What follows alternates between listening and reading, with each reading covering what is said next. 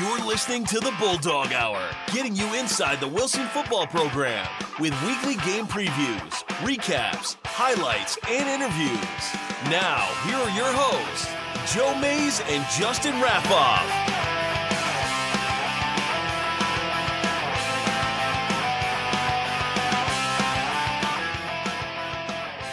Well, hello everyone, and welcome to the third episode of the Bulldog Hour's fourth season. I am one of your hosts, Joe Mays, and sitting next to me is my co-host, Justin Raffoff. Yeah, it's exciting as we're getting closer to, that time where we're going to have football to talk about, like actual games, But we've got a lot to cover before then, and I think you're going to like some of the stuff we put out there over the next few weeks. Yeah, we talk about the season coming around the corner because quite literally, in less than 12 hours, the team will be out there. Yeah, have fun with that. For heat acclimatization period. It was mandated by the PIAA, I think, prior to the 2012, 2013, something like that. One of the early seasons for that wasn't. There are a bunch of teams that don't participate. It wasn't that hot. Yeah, It was one of the years. It was I don't remember. Very cool. It was overcast, cool, and a little damp, a little moist, right. And there was nothing to acclimate yourself to. So that was a running joke, but not the case tomorrow. There's a bunch of teams around the state that don't do. Basically, the state gave the teams an opportunity to have 3 weeks of practice. Right. That's how it had been before. Now that's different because of moving the season a little bit earlier. Right. It's because now with the heat acclimatization period, you were back to kind of 2 because you have the week where the heat week. That starts tomorrow across the state of Pennsylvania. That is mandated certain time on the field, certain equipment can and can't be used. So, I think the way it's set up is shorts, shoulder pads, helmets, and you can have 2 on-field sessions in that amount of pads on Monday, Wednesday, Friday, but the Tuesday, Thursday, you can only have 1 session like that and a walkthrough, a limited, there's no contact at all. Right. But you could have a limited session a second time on Tuesday and Thursday. So there's a strict rules that guide the heat week that starts tomorrow. And then the week of August 13th, that's your full week of 2 or 3 a day camp. And it's different this year because that's the only full week they get because there's only 1 scrimmage, which we've been talking about for almost a year now, that there's only 1 scrimmage for Wilson and I think most of all the PIAA schools. So Wilson will have Heat Week starting tomorrow the 6th, a full week of camp August 13th, culminating with a scrimmage Saturday at Parkland on August 18th. Then they come back on August 20th, which would be normally the 3rd week of practice, the 2nd week of camp, but now that's a game week. It's no longer a lead up to a second scrimmage. So Wilson will travel to Harrisburg to Central Dauphin Middle School where Landis Field is, and will play Central Dauphin on Friday, August 24th. So we are less than 3 weeks away from actual real game action. Yeah, that's crazy. Yeah, because it's August 5th today? Yeah, August 5th. And yeah, that's kind of wild.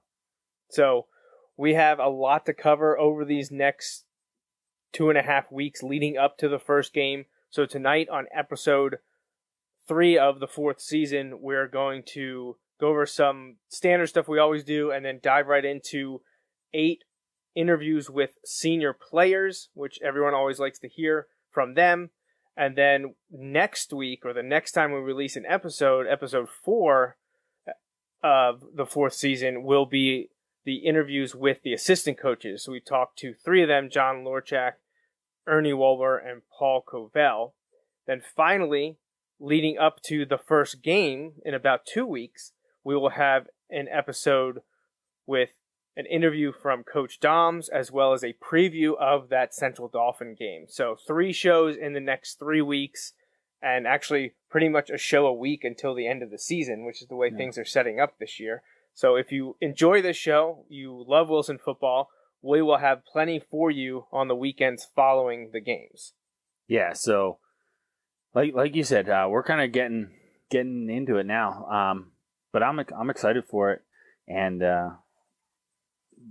the player interviews and the coaching interviews are just kind of like they kind of get us started. Not just like literally here, but figuratively as well. Like when we talk about kind of the things that get you in that mode, ready for football, and all of those things that come along with it.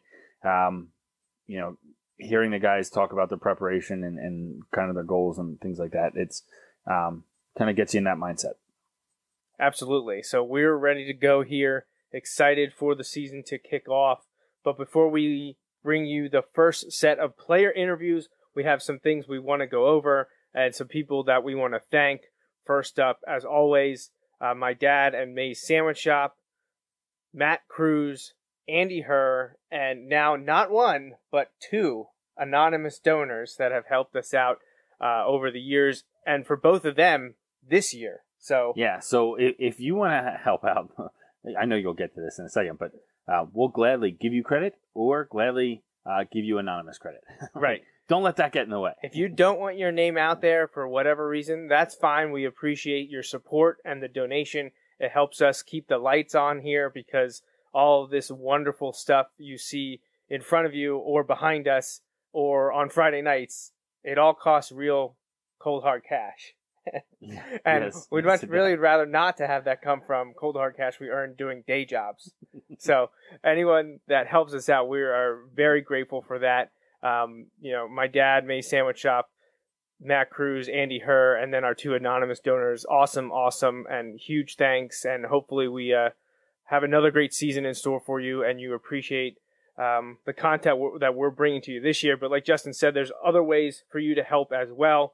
We have sponsorship and advertising opportunities. I sent that out to local businesses about a week ago, starting to hear back from them. Hopefully we have some more sponsors coming on board soon. Again, the donations, but something that Justin mentions all the time is spreading the word. Yeah, like and share. You see the posts, you see the photos, you see the tweets, you see the episodes posted. Like and share, and that just helps spread the word. And that helps us in the short run and also in the long run. Be sure to visit bulldoghour.com as well. That's the home of not only the show, but a lot of what goes on with the Wilson football program. It's become kind of a one-stop shop to get information from the school, from the team. It has schedules, it has history, it has merchandise, and it's going to be stocked. People are blown away when I show them the website. Yeah. Well, it's going to be stocked with more stuff. So if you missed the Spiritwear sale that I ran, I will have a few extras of a lot of those items. Come the end of August, I'm going to put them at the Sandwich Shop for sale and also on the website to purchase. And hopefully a lot of you will do so because that money, some of that, depending on the item you buy, will go to the Tradition Club. That was the main point of the Spiritwear sale. We have our annual T-shirt, and I will have many of those available to purchase at the end of this month. But also, there's game film, there's game used jerseys, a whole bunch of stuff all over the website. So definitely continue to check bulldoghour.com. Now, I don't believe I know we're not doing a live show next week for episode 4 containing the assistant coach interviews. That'll be a recorded show put up as a video or audio podcast. So make sure you subscribe to us on iTunes, Google Play, SoundCloud, YouTube, all those places you can get us and be notified when the episode is made available. But we will be live in 2 weeks on August 19th, recapping the Parkland scrimmage and looking ahead to the Central Dauphin game plus the preseason interview with Coach Dom. So the next live show will be Sunday, August 19th, probably at our normal time of 8:30. So a few things we've mentioned the first 2 episodes of the year. The fundraisers continue for the program, which is the game and season video sales. There's prices there for the DVDs. It's a little bit cheaper and different for digital versions on USB drive. You can check all that out and get more information at bulldoghour.com. And I'm going to quick bring up the schedule here before we get to the player interviews because there was another change, albeit a small one. But I didn't update this yet, so the date is still wrong in there. But if you look at November 7th, I just found this out. I didn't realize it, and I wanted to pull it up and point it out. So hopefully no one's watching this on mute. I don't know why you would do that. But the schedule you're seeing on your screen right now, if you're watching, the District 3 6A final is not a Saturday. It is a Friday. Okay. So it will be November 16th. There are no Saturday games until the state playoffs. So we're Fridays all the way from the first game against Central Dauphin through, should Wilson make it, the District 3 6A final. Still, I believe, at Hershey Park. I think that was signed through like the early 2020s. But it won't be November 17th. It'll be November 16th. So, and again, we're completely off Thanksgiving. If Wilson would make it to the district final and win, there's no game to prepare for Thanksgiving weekend. They won't play the state semis until the following Saturday, December 1st. And because of the realignment of the bracket, we have no idea where that will be. No clue. So, and it'll be closer though. It won't be 2-3 hours away. Yeah, it's unlikely to be Altoona. No, I don't think it'll be. If you're playing someone like Coatesville, I highly doubt they'd make Coatesville and Wilson, or Coatesville and Cumberland Valley, or Coatesville and Central Dauphin, or Coatesville and Harrisburg, since they're back in 6A. Whoever it's going to be. Not to say it's definitely going to be Coatesville, but they're the odds-on favorite. Right. But yeah, make the two East teams move all the way. Yeah. No, why don't just send us to Hines. So, 2 more things here. I think 2-3 more things here before the interviews really quickly. Again, remember the Gridiron Classic. If you saw the denotation on the schedule there that we just had up, October 5th is the Gridiron Classic. That is the game between Wilson and Hempfield at First Energy Stadium, home of the Reading Fightins. On October 5th, that's going to be a cool game. Football is being played back at the baseball stadium for the first time since, I believe it was 1982. But Wilson hasn't played there since 1979, so it's been nearly 4 decades, almost 40 years since Wilson has played out at the stadium. And for a while, back in the late 50s, it was actually Wilson's home field as they changed the field from where the tennis courts are now to where Gursky is currently. They played all their games out at what was then Municipal Memorial Stadium in Reading. And if you want tickets, the Sandwich Shop is selling them. I have them at May's Sandwich Shop during business hours. General admission, they're only $5 a seat. So come out and grab those tickets. If you are a season ticket holder, you have a Wilson Pass or Gursky Reserve seats, none of that matters. You need tickets for this event. So you cannot use any of those passes that you have through the school. You must purchase reserved or general admission tickets, and you can do so online at the Fightins website. I think if you go to fightins.com/football, you can get there via there. There is an online fee, so either come to the Sandwich Shop to get them or go to the box office at First Energy Stadium so you don't have to pay an additional price to get the same thing you'd get anyways. And we do encourage you to get the tickets before the day of the game, because the day of the game, the tickets jump up $2 or $3 a piece. Yeah, and as the longer they're out there, the demand's going to go up for those tickets. Obviously, really cool experience. You don't want to miss out. So, like we said, get down to the Sandwich Shop and get those tickets. That's your closest and easiest place, to get them. So you can head down there and put that on your calendar. And like you said, every Friday, hopefully for the next few months, definitely for the next couple months and hopefully for the next few months, you've got places to go. Yeah, well, hopefully 3 months from now, Wilson's still playing, because that means they will be working towards the District 3 semifinals, as they would have already won the first round playoff game if they're still playing. Which means more Bulldog Hour. 3 months from today, yeah, right. More Bulldog Hour. That's a good thing. So the last fundraiser I want to mention, we talked about it on episode 1 and 2, is the Game Used Jersey sales. These are available now to anyone, so fans and businesses can purchase any of these. I gave all the former players ample amount of time to secure theirs. A lot of them took that opportunity to do so. I still have a few reserved. I have plenty left, so if you're interested in an old football jersey, the 1990 era ones are $20, and then the more recent ones used from 2001 to 2011 are $35 a piece. Lots of numbers available, and it's a really cool thing to hang up at your business, hang up in your office, give to your kids. Hey, wear them to the game. You don't get this opportunity very often. I'm not aware of any other time that Wilson has allowed the jerseys to be dispersed to the public.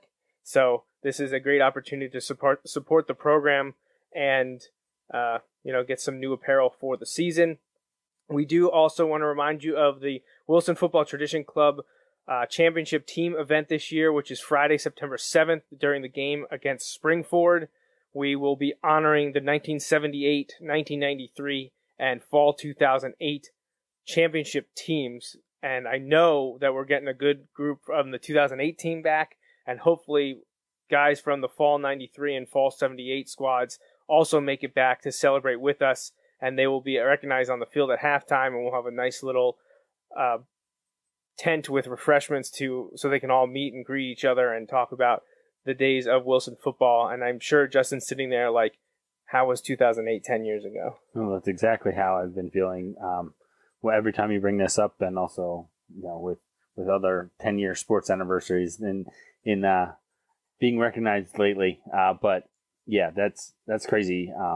That was my first year at Wilson. Right. Yeah. That was a 2008 was a pretty big year. Yeah. So right. Not as a student. So yeah, that is kind of one of those things that I'm still trying to work through and process in my head how that could possibly be 10 years ago. But that was an awesome first season to be like kind of around and see that team. That I've brought this up on many shows. I can't speak honestly to any of the teams before the 2000 team. I had heard about them. I followed them a little bit, but for the most part, the teams I know are after that point. And that 2008 team, it's been a lot of fun to watch a lot of different teams. That 2008 team was so much fun to watch. Yeah, we've had them mentioned by coaches that we talked to. I think on our first episode when we interviewed, I know Ernie Wolver for sure called out them when we asked what was the greatest defense in Wilson history. I feel like every time we're talking, whether we have cameras up or whether we're just like find ourselves around the coaches and they're talking about stuff, that team comes up a lot. Right. That was a special group of guys. Yeah, so they'll be back on September 7th. You'll get to see a bunch of them back at Gursky and recognize their achievements as one of the better teams in Wilson history. So let's get to the main event here this evening, and that is the 2018 senior player interviews. We have two sets here for you. Up first, we're going to talk to linebacker and tight end Nick Johnson, quarterback Anthony Futrick, offensive and defensive lineman Ryan Silvious, and linebacker and tight end Greg Smith. So we're going to, we asked them a variety of questions for the upcoming season. The standard stuff we've talked about over the last few years, and then some fun things here at the end. But we had a great time talking to them. And, well, let's not wait any longer. Let's hear what they have to say.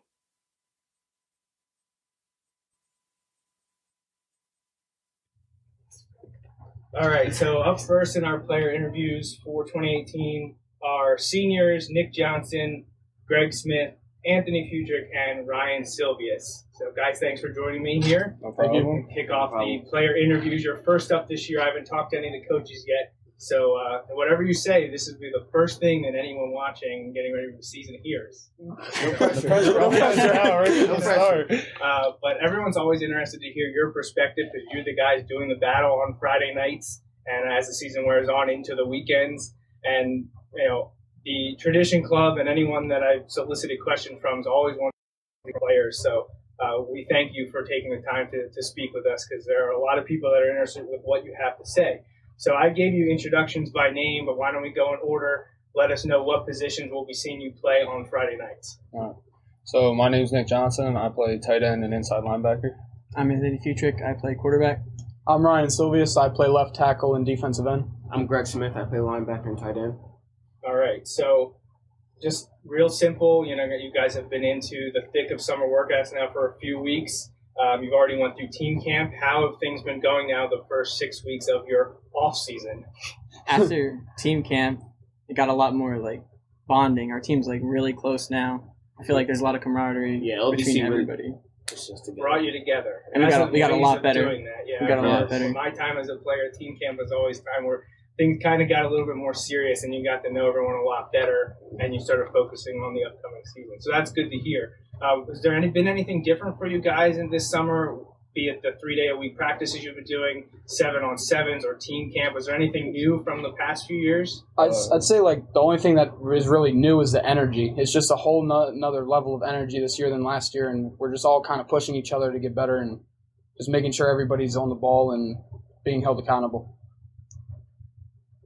I mean, our formats of workouts have changed a little bit. We've had a lot more like team-oriented install time because we play earlier this year. Even during the school year, like in the mornings when we come in, we had a lot more team. And Don's been really mentioning how we only have one scrimmage this year, so we really need to work on the details. So we got a lot more stuff in earlier. Yeah, well, it's great that you bring that up because it's something that I not necessarily was going to touch on with you guys. That's something I was going to talk to the coaches about, but it's interesting. So they have kind of given you that mentality that things are different this year because of losing that scrimmage and starting sooner. Right. So it's interesting. Yeah. It's good that you guys are taking that to heart because it's a big difference. I mean, you guys know a lot of you played meaningful time last year, got in the rotations. You know, having that extra scrimmage was probably a huge help, and you're not getting that this year. Right. And you have your first game before school starts, right? Right. Yeah. It's interesting. It's definitely a different dynamic. So actually, this one's going to be for you, Anthony. You're battling with a fellow senior, Cameron Heckman, for the starting quarterback job. How has that competition been so far for you and Cameron? I feel like it's been really healthy for both of us because we push each other. Like, if I see him working hard, I'm going to try to work as much harder as I can. And we're still, like, it's not like we're, like, hate each other. We're good friends still, on and off the field. I feel like it's good for both of us, though. Like, we're both getting better from it. Has Coach Doms or Coach Palm given you any indication on decisions, or are you guys just ready to fight through We're camp? just fighting through it, yeah. And do you think there could be a rotation? Like we've seen a few years ago, we saw the possibility of using two quarterbacks over the years. Wilson's done that. Is that something that would be on the table? I don't know, yeah. Maybe. All right. I got one for you, though, Ryan, okay? So, Wilson has a really strong tradition of one-year starters. He has seniors that are stepping up to the plate when needed. What's it like for both you and fellow offensive tackle Mike Klein, who wasn't able to join us due to vacation, but having the opportunity to play such pivotal roles in your final high school season? I mean, you guys being the bookend tackles, looking to be leaders on a line where the interior guys have the game experience, the starting experience. It's interesting to have the two tackles be newcomers but ready to go. Yeah, it's kind of crazy that, like, we're the seniors, but the guys on the interior, the younger guys, are the ones with the more experience. But it's definitely a big step from what my role was last year, and I'm just excited to, like, push the younger guys because sometimes they can fall off track or something, and then snap them back into game mode and just get their mind right. So I heard, I wasn't able to get to any of the LBC camp, but I had a few other people there telling me that the five of you look really strong. How have you gelled together now with a good 6 weeks of off-season workout? It's not even so much the 6 weeks that we've had. It's just because we're all really good friends off the field. All five of us are really good friends even before this off-season. So we really just took our friendship and our camaraderie and our chemistry and we just put it into this, and we just gelled really well. We played really well and we communicated really well. Yeah, I've heard that it's been going very well for the offensive line. That first group has been very strong. Now, lastly, and not necessarily just to single you out, because with Greg and Nick playing tight end, they might be able to talk a little bit about this as well.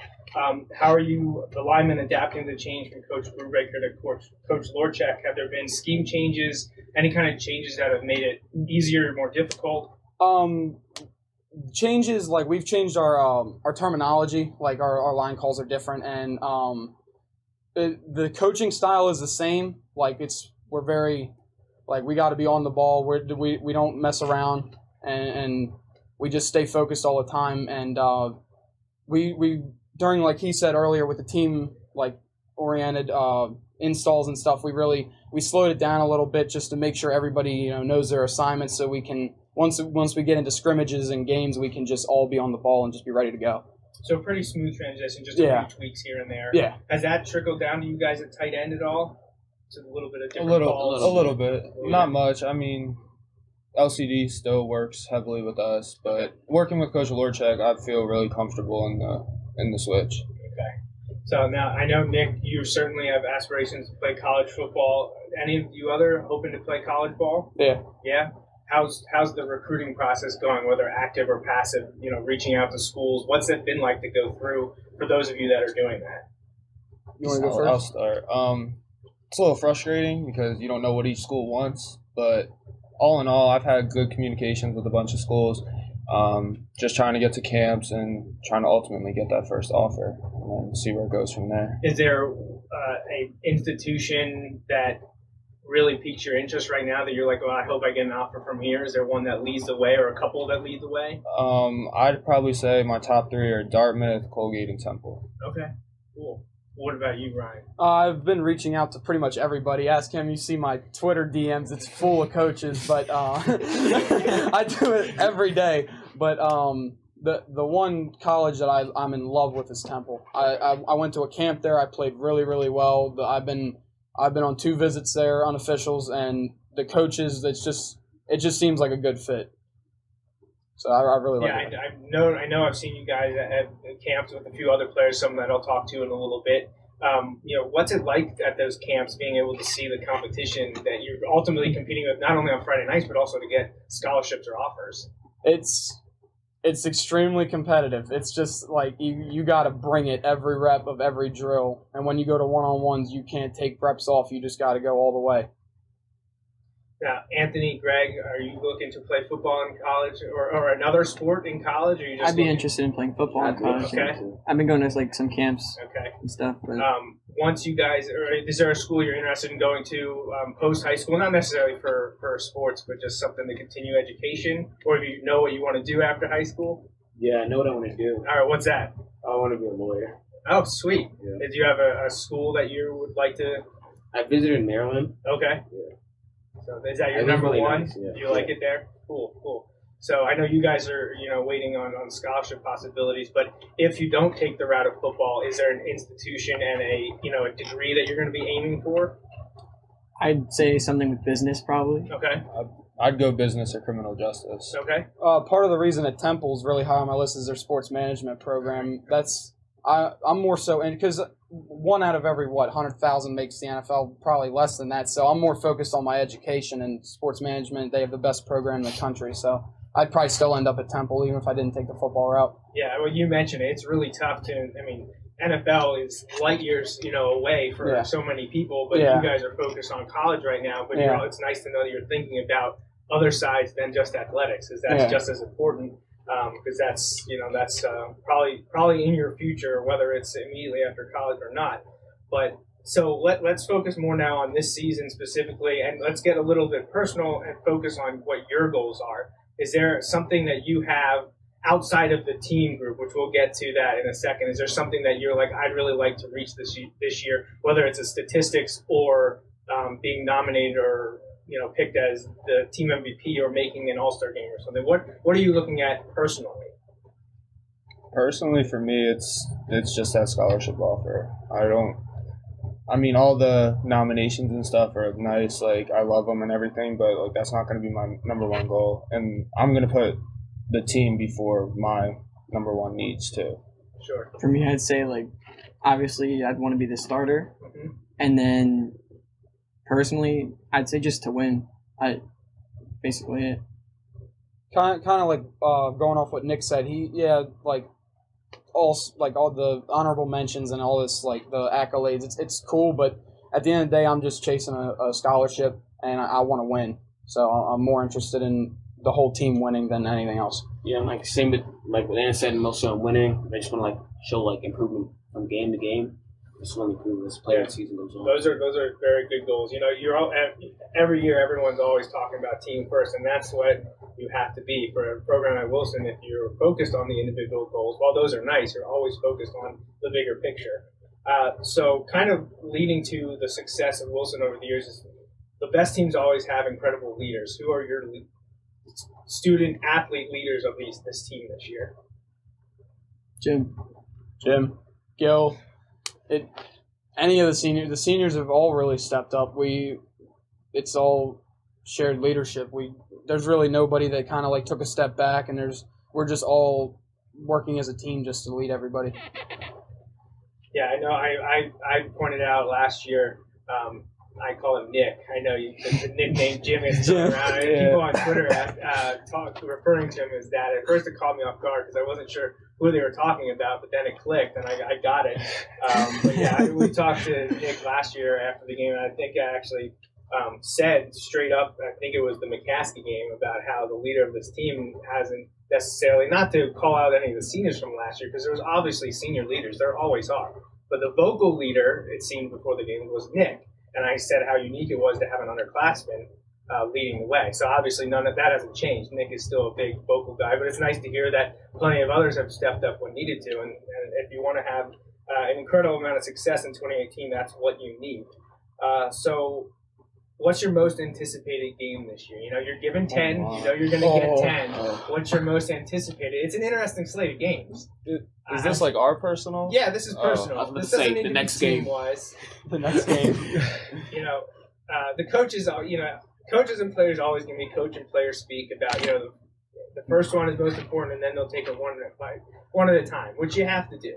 But there's always a game that you have circled. You know, a few years ago, actually, when you guys would have been sophomores, it was, 2016 CD East in the playoffs. That was a big one, you know, after what happened in 2015. Yeah. Now, obviously, we couldn't talk about that at the beginning of the year because we didn't know we'd be playing CD East again. Yeah.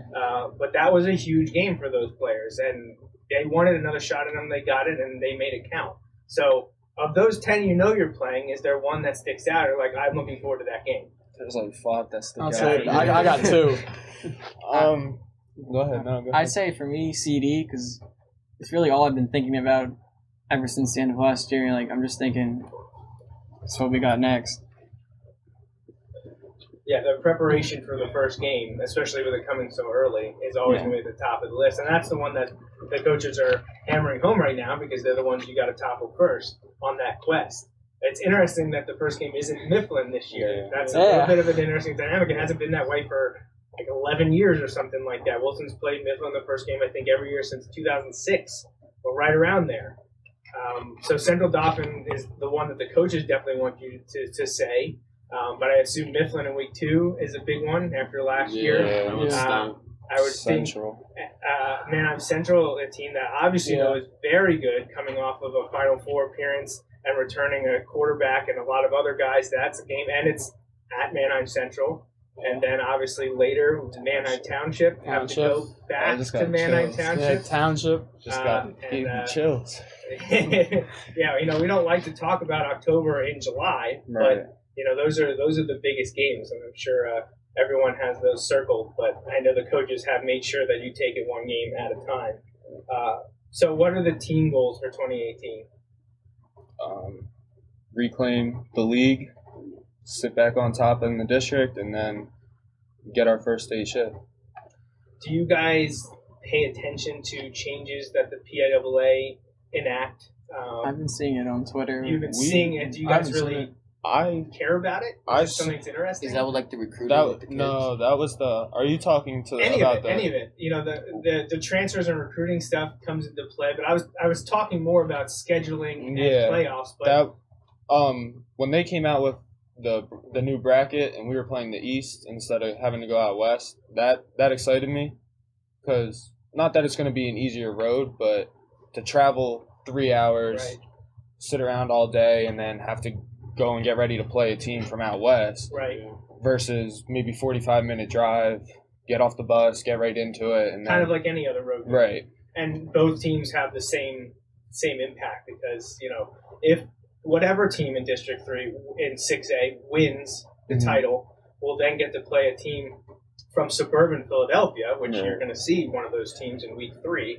And you're very well aware, and if anyone that follows high school football knows that teams like Coatesville and North Penn, they're great programs. And those are Coatesville, North Penn, the downtown schools, I think the Council Rock schools, and those are all big-name schools that are coming out of will meet you in the Final Four, whoever wins District 3. It's a lot different than having to go out west and play the WPIAL champion, which we've seen over the years. Wilson's seen Pittsburgh Central Catholic.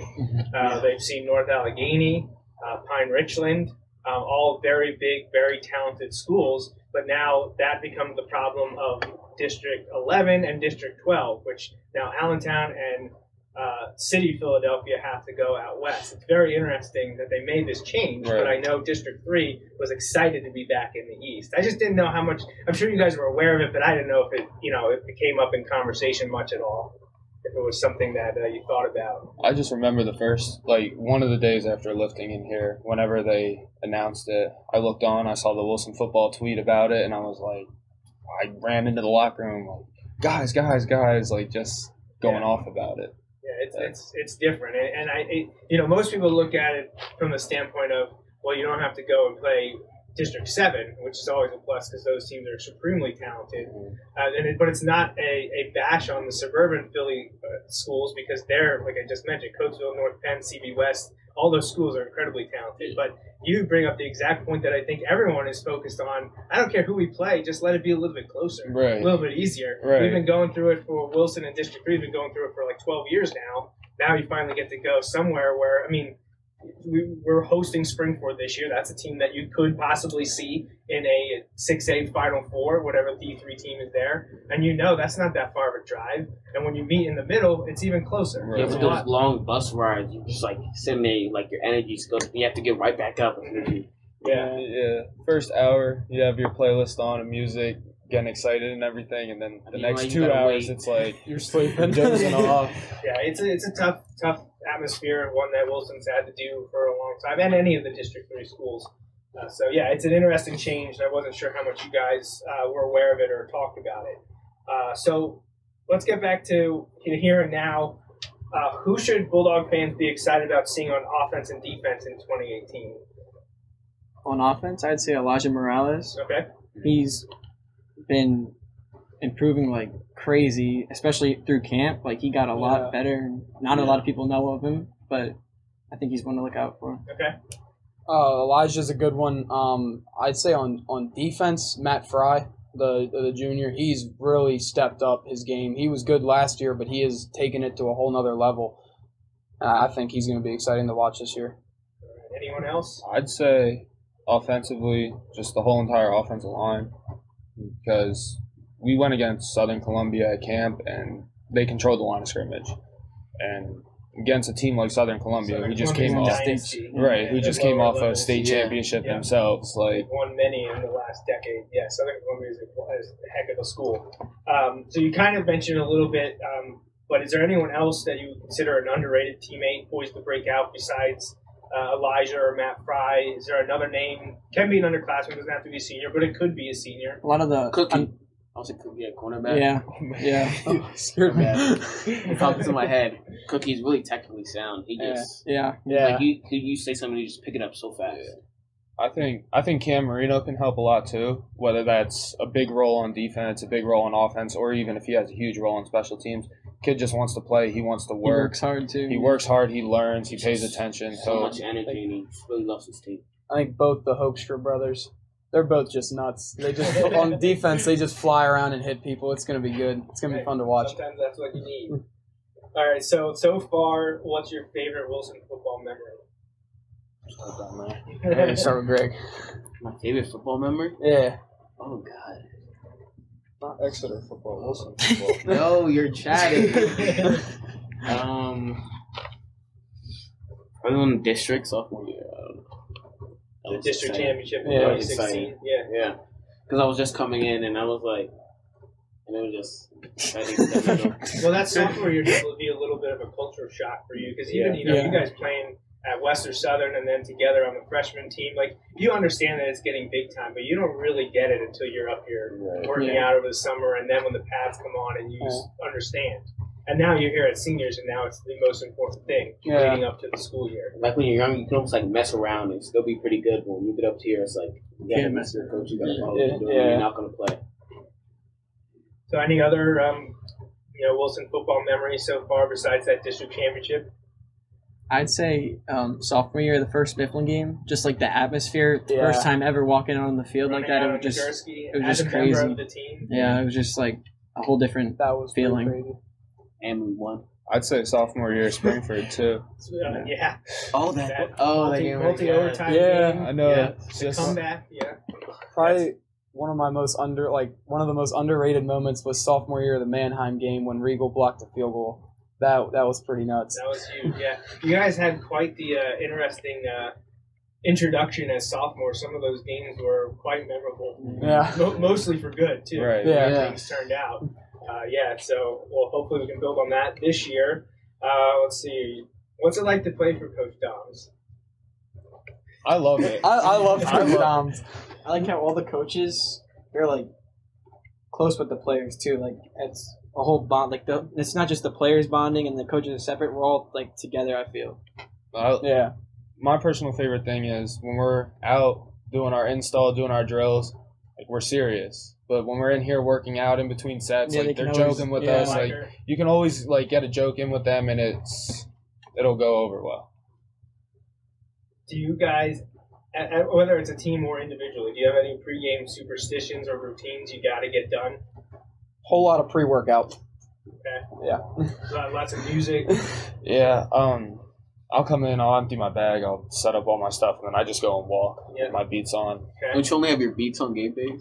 Only on game days, I wear my big Beats headphones. Every other day, just the earbuds. Sure, that's exactly what I'm talking about. Now, do you guys have any, routines or superstitions when it comes to your uniform, or maybe work with Doc or the athletic trainers? Like some people have to be taped by the same person. Yeah. They have to be taped in a certain order. Do you have anything like that?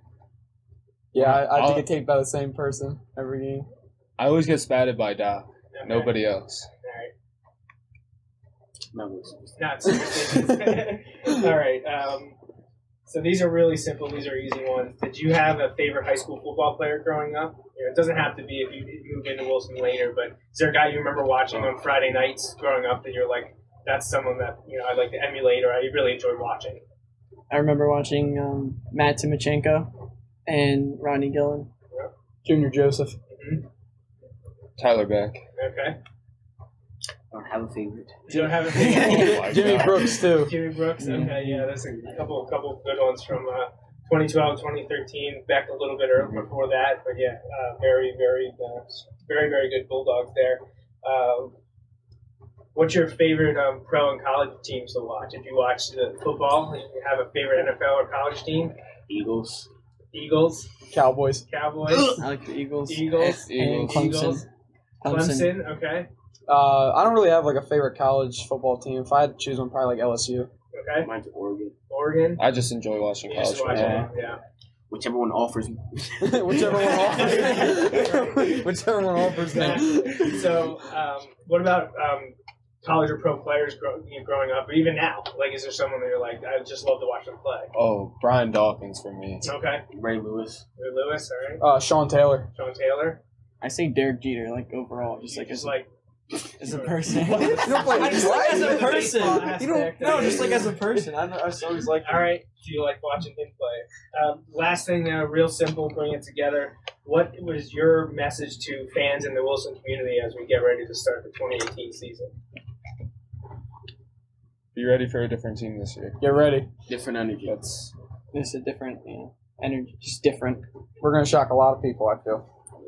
Very well. You got a tough slate to start off the beginning of the year. Then when you settle into the league where you already said you're ready to reclaim that title and get back on top. So best of luck to you this year. We look forward to seeing all of you on Friday nights and beyond.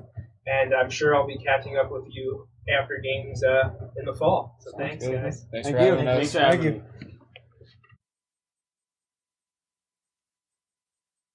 All right, well, I want to thank the first four senior players we talked to. A lot of standard stuff there, standard questions. I just wanted to make sure that they got the opportunity to talk about last year very briefly, but then look ahead to 2018, what they personally want to accomplish, what they wanted the team to accomplish, and as they tend to do, especially a Wilson team that coached so well, to think about one opponent at a time. A lot of the individual, what do you want to accomplish individually, devolves or evolves into team goals. Yeah, it's interesting. I like that we kind of see that year after year when we do our player interviews. You can tell that, obviously, I don't want to say some games mean more, but like there are games where like if you know the kids on the team or things like that, like obviously, that's a little different. We'll talk about the Mifflin game in upcoming weeks. Like obviously that game's different, but it doesn't necessarily, it's not different because the other games mean less. It's just maybe like that game has like a little extra to it or something, but it is interesting how they kind of, it always comes back to that one game at a time. And when you look at the schedule, like we've talked about over and over again, it has to be. Yeah. Because if it's not, look out. Absolutely. And that's not just for Wilson. That's for any team, not just high school. That gets to any level. You start looking too far ahead, that can be problematic. So I love seeing that attitude and that kind of attention to detail because that is needed. Yeah, and we had a fun time. It was a good interview talking to the four of them, but not to be outdone, another group of four senior players came in right behind them to talk to me, and I got to sit down with senior defensive back Connor Cooke, senior outside linebacker and receiver Cameron Magalotti, senior quarterback Cameron Heckman, and senior defensive back and wide receiver Isaiah Gilmore. So again, we kind of went down the list to talk about the same things. I think I threw in one different one, mostly because I forgot to ask the first group. And, it was another fun interview. They're real laid back, but focused gentlemen, and they're looking forward to this season just like we are. So let's hear what these four have to say on this portion of the interview.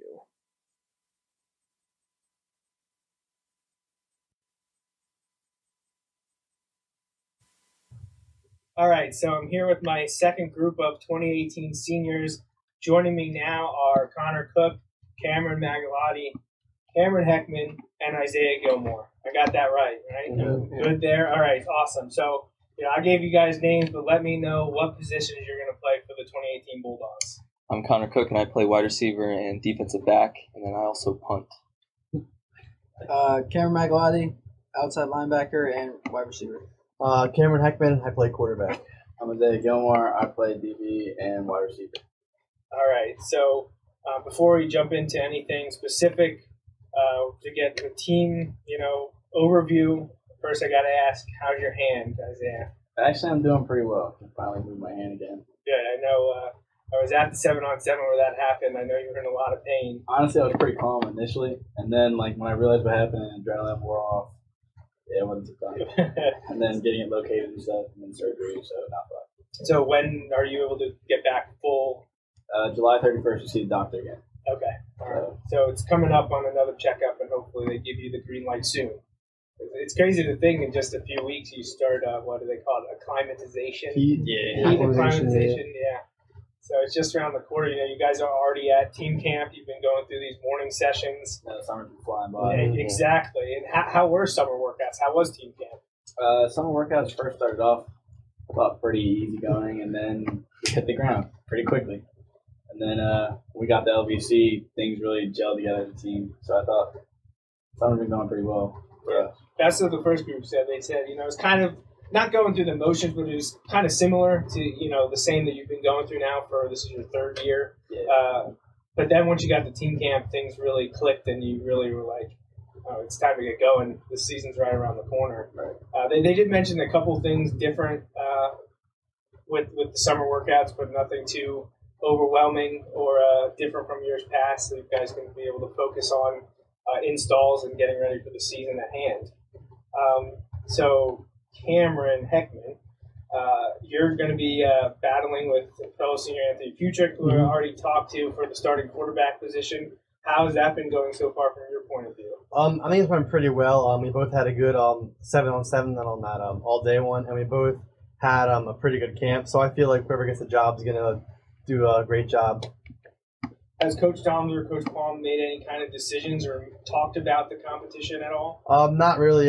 Coach Palm has mentioned once or twice that it's an open competition, but he hasn't made any decisions yet. So, have either of them thrown around the idea with you guys of having a rotation going series by series? No, he hasn't really thrown that out. I think it's going to be just one starter, and then if that guy can't get the job done, it'll be the next guy up.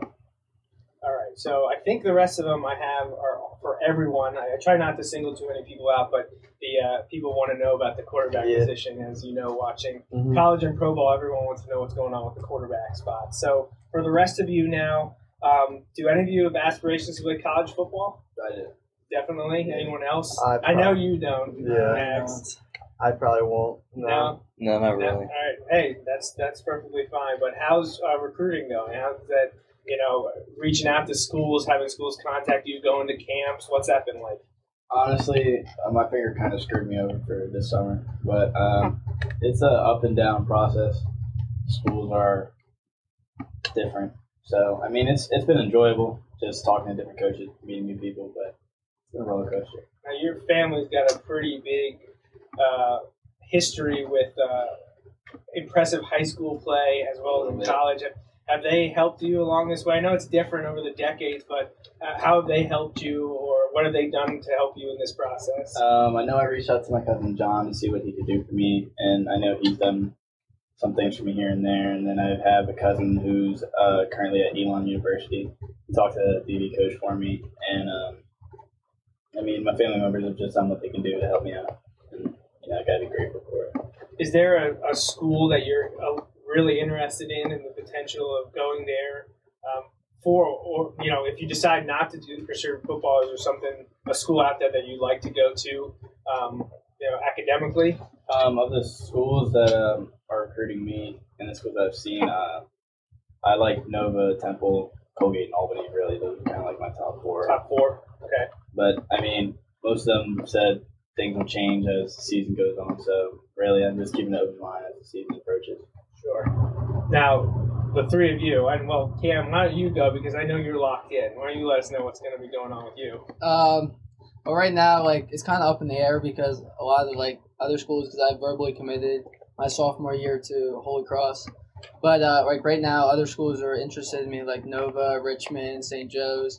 So I'm gonna decide probably by November, because my coach recently got fired from the program. So it's been up in the air. So I've been talking to different schools, but the guy that recruited me is actually the head coach now, and I like him a lot. So I'm leaning towards there. But if another schools, I'm just gonna keep my options open and decide November of this year. All right, so you're going for lacrosse. You have your options open, possibility. You're committed right now, but there's a lot of other schools in place still. What do you want to study when you get to college? Well, when I got recruited, main focus when I looked at schools was the business field, because I really want to go into that. So I'm going to probably study finance or logistics like my dad does.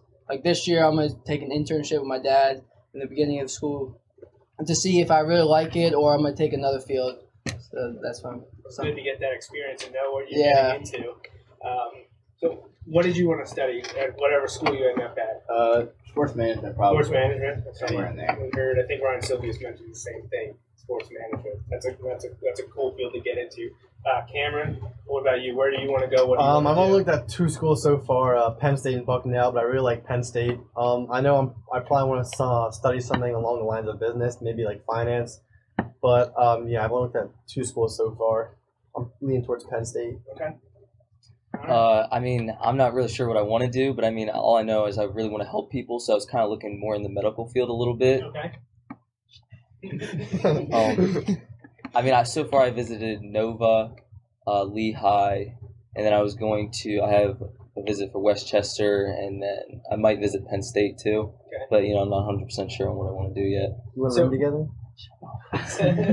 So you mentioned helping people. Is there a specific aspect of the humanitarianism that you're interested in? I don't know. I just want to get out there. I definitely don't want to be at a desk job or anything like that. Okay. So if I were to go into the medical field, that's the whole thing.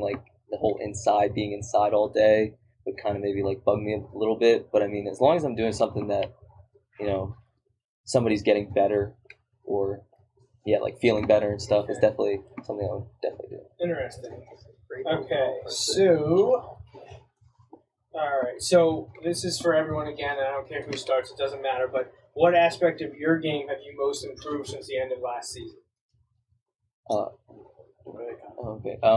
Definitely just last year was definitely confused. I wouldn't say confusing, but definitely more jitters. Just not what am I doing on this, and that. I feel this year there's a better grasp on it. So then you're not going out there and being confused on what you're doing. You know exactly what you're going to do, so then you can perform to your best ability. So I'd say definitely that's better. Understanding. Yeah, better understanding of the game. Okay, what about you, Cam? Something I improved is, being my size and playing outside linebacker, I got to be as strong as possible. So probably my strength and my footwork and that stuff, that's what probably I improved the most, because I did a lot of work on that in the offseason trying to get better in that aspect. Yeah, I would say I started to kind of fully understand the playbook last year, but I feel this year we have a confusing offense, so I feel I finally have a full grasp on it and understand everything in the playbook and know what I need to do. And I also worked on my deep ball a little bit to help me out. Okay. Well, I know I worked on my health first, and then after I worked on my health, I worked on my overall strength. And really just like Cameron said, just getting a better understanding on our offense. We're pretty solid on the defense, but I've been working on offensive stuff and just footwork. We'll get to the team goals shortly, but generally, you like to have little personal goals as well. That can be statistical, or that can be, postseason accolade. Do any of you have something circled personally, like I'd like to achieve this year? I'd like to win the Gursky Award. Okay, it's a good one.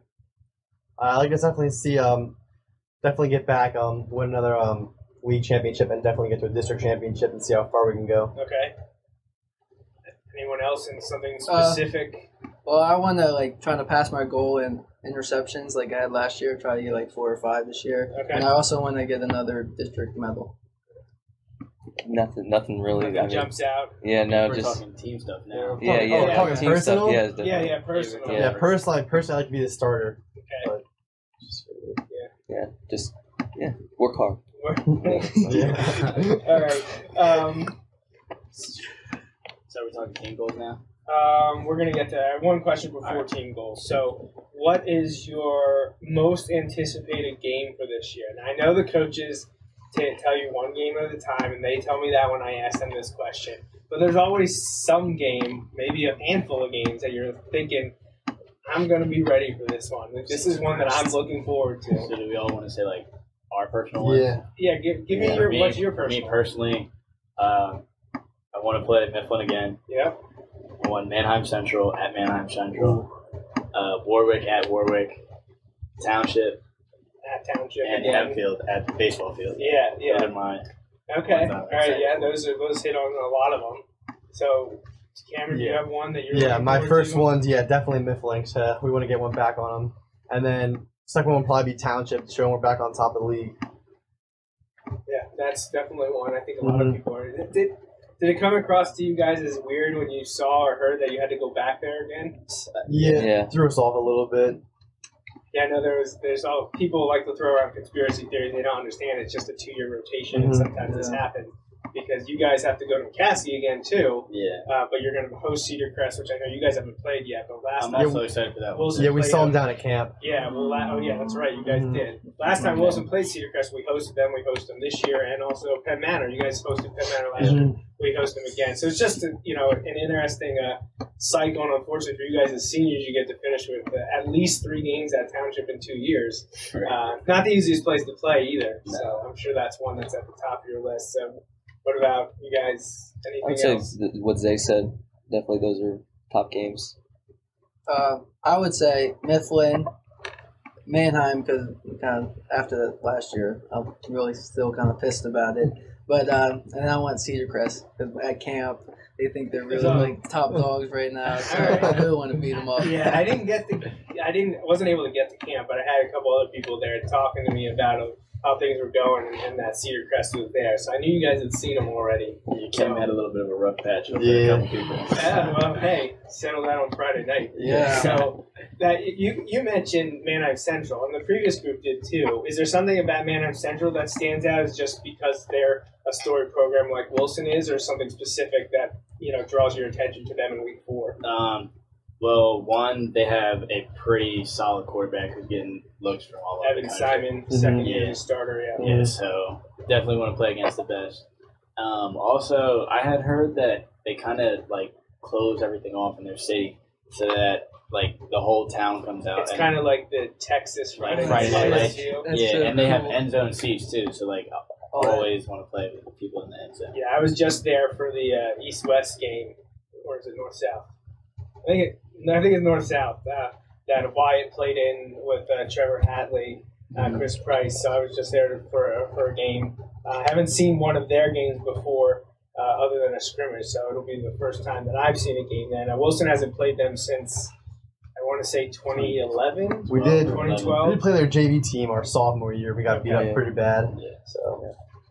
It's definitely one that people are excited to see what happens because they have a load of talent back from the team that went to the Final Four. Yeah, so that'd be exciting. Yeah, definitely. And I'm kicking myself for especially what? In a big crowd. Oh yeah, absolutely.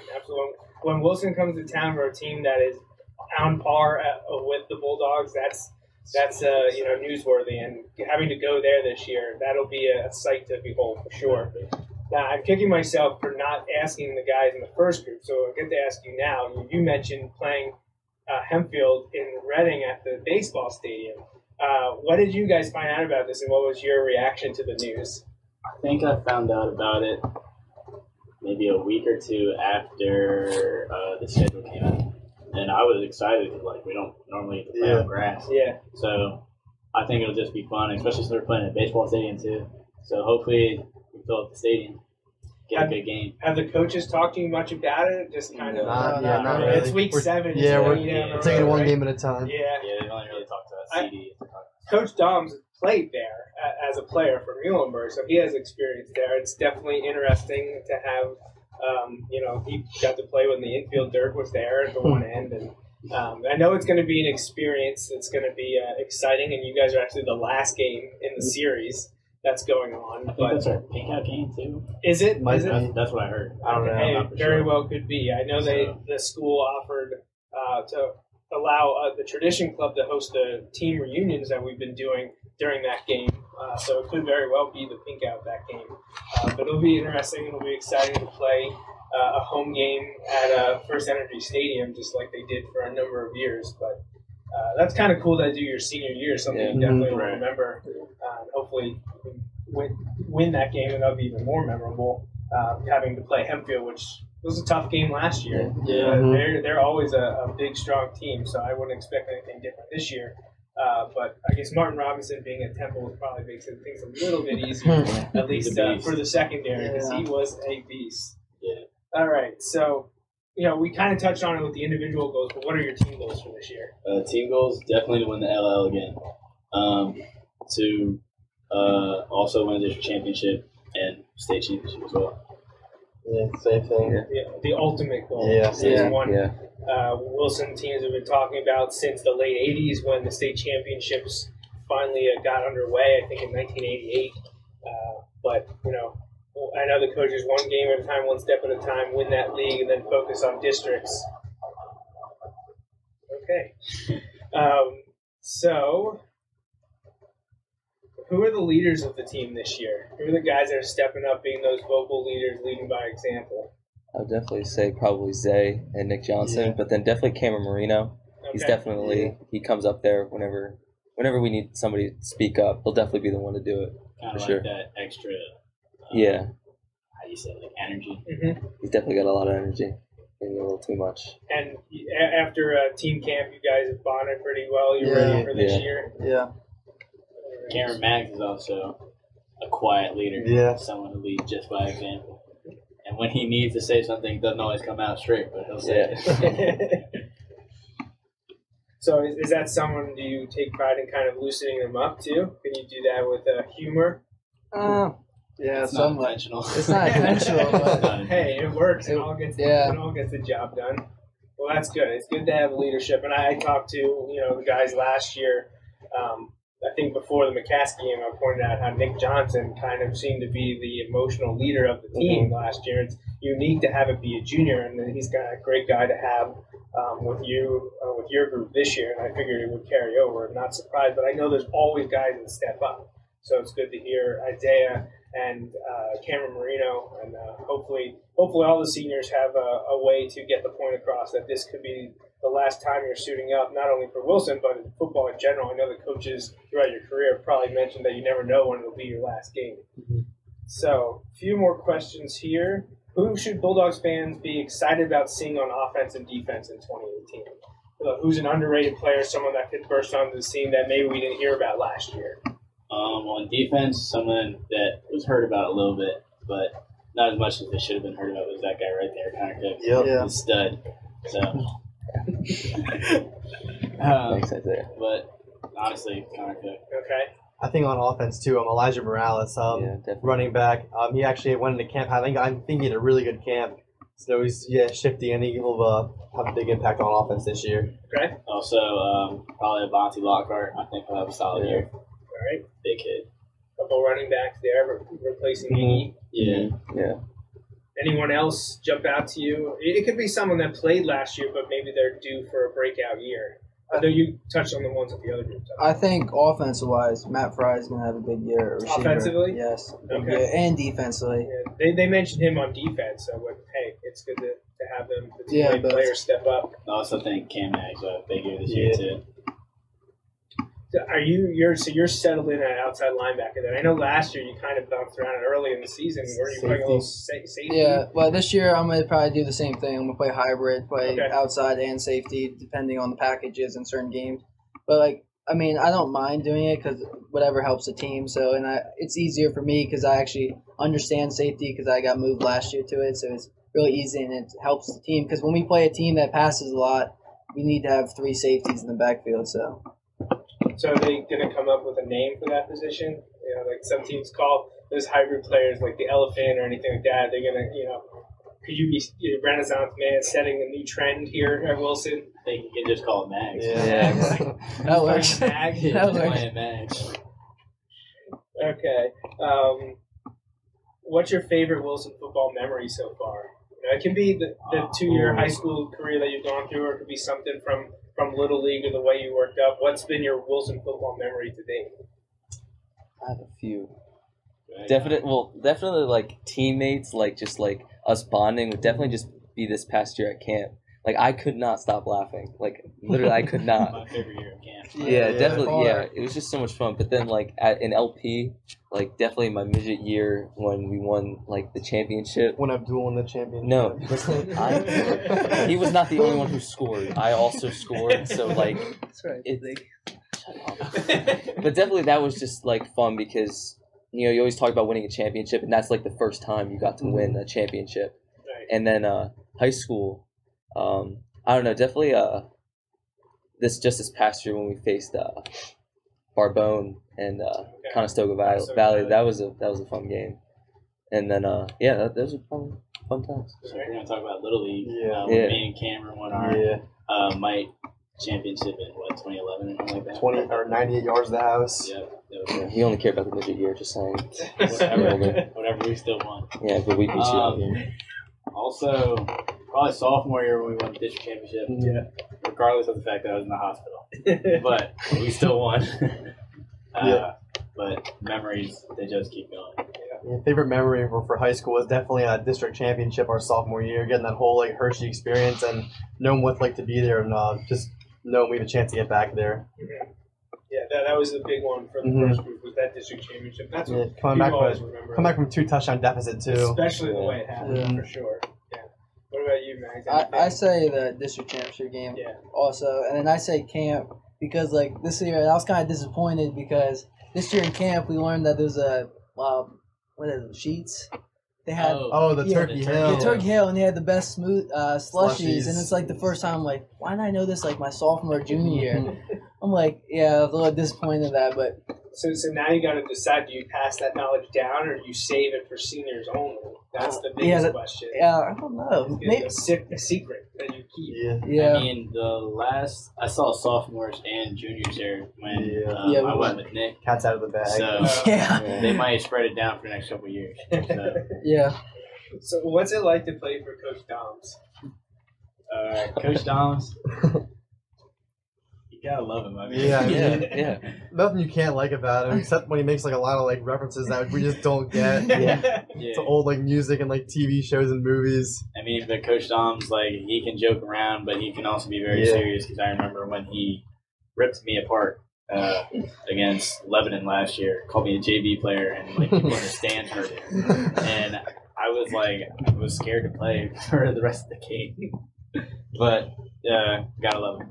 Yeah, that's exactly what the first group mentioned. How obviously passionate and dedicated and professional he is when you guys are outside in these summer programs, but then you come in here and you're doing lifting or stuff, and he can joke with you, can have fun.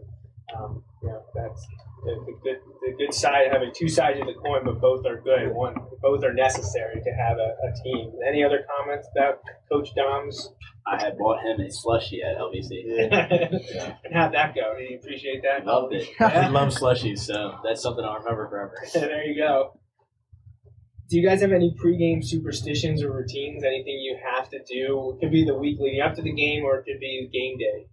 Well, for me, I know for like both sports, lacrosse and football, I have to listen to music for like an hour and a half before the game, and I cannot talk to anyone or do anything else. I also started last year just sitting on the bleachers and with no shoes on, just sit there for like 45 minutes, just watching. And you picture yourself doing the plays in your head. I know. I'd walk 2 laps before the game with my music playing. I go get taped, and I come back, and then I get spatted. And then I try to stay loose, but I also try to get serious at the same time. So I don't like to talk to people, but I like to talk to people. And then once Dom's speech goes, I have to, like, there's a weird thing I like to tap myself as I walk out of the locker room. I have to do that. And as I walk onto the field, I have to touch the Bulldog under its face and then on the top. So where do these come from, these specific things that you do? Is it just something you started and continued, or was it passed down? Did you see another player doing it? The walking 2 laps, that was just something I did to get my nerves out. But the tape, that's just something I kind of just did, so I was like, I might just keep doing it. And the touching of the Bulldog, I accidentally did it one time, and I was like, I'm doing it for the rest of my high school career. All right. Do you guys have anything? Definitely, I gotta go to the bathroom at least like 4 to 5 times. It's just something. It's like kind of like clockwork when I know like I gotta go, just gotta go. And then I got to right before we walk out on the like before we leave the locker room, I have to touch like my locker number, and then I'm set. Yeah, I don't really have any superstitions, but I'm definitely gonna try to develop a routine this year and get into it and stick with it. Okay. You talked about tape and spats. Do you have specific, or any of you have a specific athletic trainer you got to see Doc? Doc McKinnon. That's it? For sure. Nobody else. I mean, sometimes I let other people do my spat just because spat it can be flexible. Okay. But if it's like wrist tape, Doc McKinnon. Anything with uniforms, like socks, jersey, untucked? Okay. Yeah, one of the big things when I was playing was to roll up the sleeves as tight as you could possibly get. That was like the biggest thing. I didn't do that because I didn't care, but there are other people that they had to be done. Of course, the jerseys have changed so much over the years. May not be necessary, but that's one I always remember is some of those jerseys having to roll up as high as you could and get them as tight. It was always very interesting to see. So, did you guys have a favorite high school player growing up? You know, is there a Bulldog that you enjoyed watching, or if you weren't in Wilson the whole time, anyone that you watched on Friday nights that you remember? Who was that? Rodney Gillen. I remember seeing my 2 favorites probably quarterbacks Seth Klein and Zach Swizik. Okay. Those are my 2 favorites to watch. Yep. I'm gonna say Rodney Gillen also because he was just fun to watch. Yep. The games I used to watch him all the time. Can't leave out like Junior Joseph too. Yeah, they were just fun guys to watch. Let's say it's John Raff Snyder or whatever. Raff Snyder. Yeah. I just because when I went to the camp here, like the little kids camp, like he was he was just cool, and I just kept watching. Well, yeah, I watched him then. He was a cool guy. Yeah. He was part of that 2013 team that a lot of people were discounting. Yeah. All they did was go undefeated in the regular season and make it to the district semifinals. And if not for a kicker that ended up at Penn State, Joey Julius, 40-plus yard field goal. 44. I remember that. Yeah, I remember that. Yeah. So they battled that lower Dolphins. Yeah, Joey Julius. Yeah. So that 2013 team was massively underrated, and they had one of the most successful teams that Wilson's had. So you never quite know how the season's going to play out. How about college or pro? Do you have a favorite team, NFL, college, that you like to watch? My fantasy team. Your fantasy team? Yes, whoever's on my fantasy team is big who Pittsburgh I like. Steelers fan. Yeah, Steelers? I mean, if I'm going to claim a team, I claim the Ravens, but I just really like to watch this. Gross. What about college? Is there a specific college you like to watch, or you've been a fan of your whole life? I've always liked to watch Ohio State. Yeah. Oh, yeah, I knew that. I like it.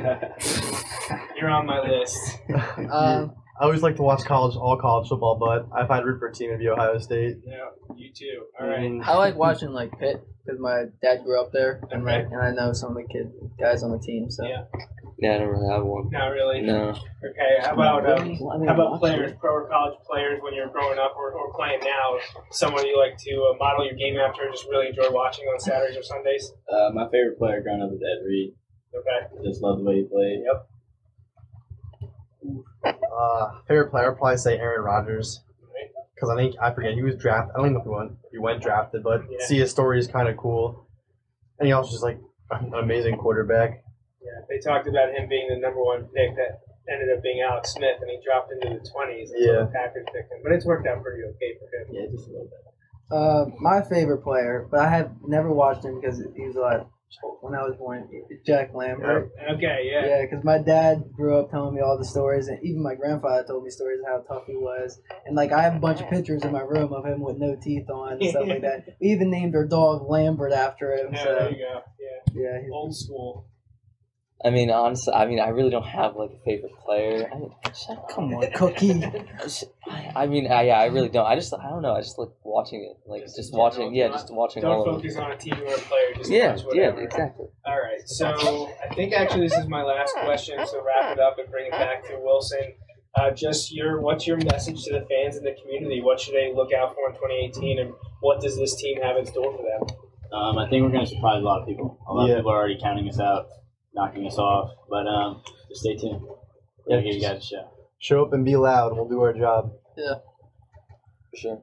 Definitely come out. Yeah. Make the stands full. Bring the family. Yeah. Right. Please. Well, another interesting year. Really close to starting. Just a few weeks away from acclimatization, camp, scrimmage, and then it's ready to roll against Central Dauphin. August 24th. All right. Well, thanks for joining us, guys. I'm sure I'll catch up with plenty of you after games on Friday night. Thanks for having us. Thank you. Yeah, Thanks for having us. Thank you.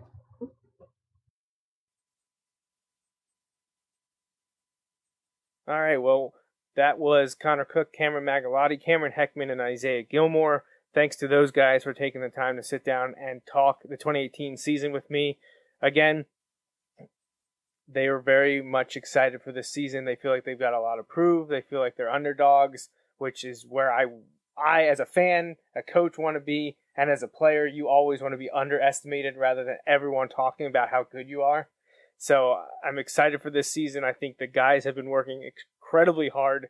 It's a different mindset than I think last year. I think, I don't ever want to talk as though I'm downplaying the attributes and the experience of 2017, but each senior class is just a different makeup.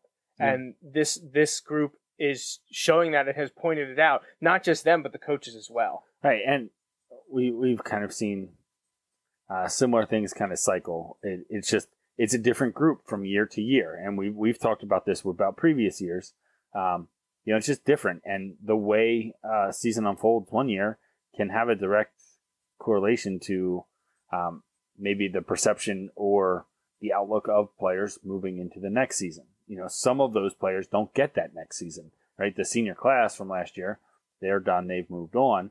But the underclassmen, they're left to kind of answer literally our questions of what now, right? So they have a different view on it based on their perspective.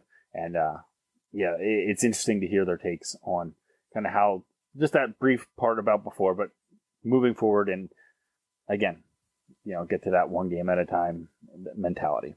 These preseason interviews are one of the highlights of the entire season for me, at least Bulldog Hour wise, just because it's fun to see expectations and talk to the next crop, and especially when I get to talk to guys that I got to coach a few years ago. That's always a fun aspect to see how they are 4 years later. These guys were with me in 2014. We had a great year with them then, and them coming together with the crop from Southern. I think the season's shaping up to be a pretty memorable one.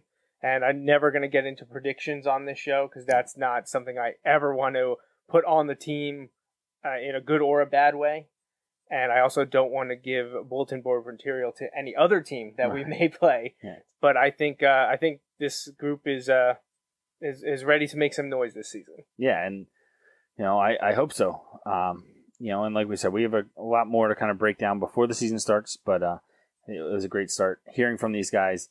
I really like when we have the opportunity. Again, we've talked about this before, based on wins, getting to interview players after the games, and sometimes it correlates to guys we got preseason interviews with, and being able to reflect, especially later in the season or after specific moments or things that they're looking forward to and they bring up in these interviews, kind of getting to reflect back on those towards the end of the season, I think is kind of fun. That's predicated on successful Friday nights, though, because we stay away if it's not as successful. Yeah, I mean, real, full-blown journalists are going to talk to them when they're down, but I want nothing to do with the players and coaches after they lost because, I'm feeling the same way they are, and I'm less involved than they are, so I don't want, do you want anyone You don't to want to ask the question any more than they want to answer. Exactly. I mean, I'll let Mike Drago and Jeff Reinert and Sam Marchinek or John Block, whoever they send from 69 News, like any of the great coverage that we get in this area, that's their job. They get paid for that. We're not getting paid to do this. So, if you want to hear something after a loss, you're going to have to check Red and Eagle or 69 News. Right. And like we said, we really like the amount of access we're given, as you can see with the interviews, as you'll see in the next episode with the assistant coaches interviews, with eventually the Coach Dom's interview, like all of that stuff. We're given access. They kind of don't bat an eye at us being there and being around, which is awesome. We're not about to go to look to step on toes. No, not at all. So again, want to thank Connor, Cameron, and Isaiah for that second part of the interview you just heard. And like Justin just said, for the football team program and the athletic department for everything they have allowed us to do over these last 3+ years as we're entering here season 4. But that's pretty much it for episode 3 of the 4th season. We'll be back next week with episode 4 of the 4th season. And again, that'll be another interview-heavy episode where I talked to John Lorchak, the new offensive line coach. So we got to talk to him and his reintroduction to the Wilson staff. And then this year sat down with Ernie Wolber, who's always a great interview, but got to add a former teammate of his and a longtime coach with him, Paul Covell. So that's another new face on the Bulldog Hour this year. And all that will be coming on episode 4 next week. So really all I want to add here at the end is go to bulldoghour.com early, often, repeatedly, because I'm always changing and updating it, whether it's the history archive, whether it's about fundraisers, whether it's Wilson football announcements, or it's merchandise. You can get all that information, including finding the back catalog of all of our episodes available, audio only or as videos. Anything to add from you? No, like you said, thanks to the guys who took extra time to meet with us and answer our questions, and we appreciate it. Without them, the show really wouldn't be able, without their willingness to do that, the show wouldn't really be able to take the form that you and I kind of have envisioned for this. So we appreciate that a lot. So thanks, guys. So that's it for this episode. Thanks for listening. We'll be back next week. And remember, go Bulldogs. Thanks for listening to this week's episode of the Bulldog Hour. Want more Wilson football? Follow the show on Facebook, Twitter, and Instagram. Subscribe to the podcast on iTunes and SoundCloud. Or visit www.bulldoghour.com. The Bulldog Hour is a featured program on jmnjrradio.com.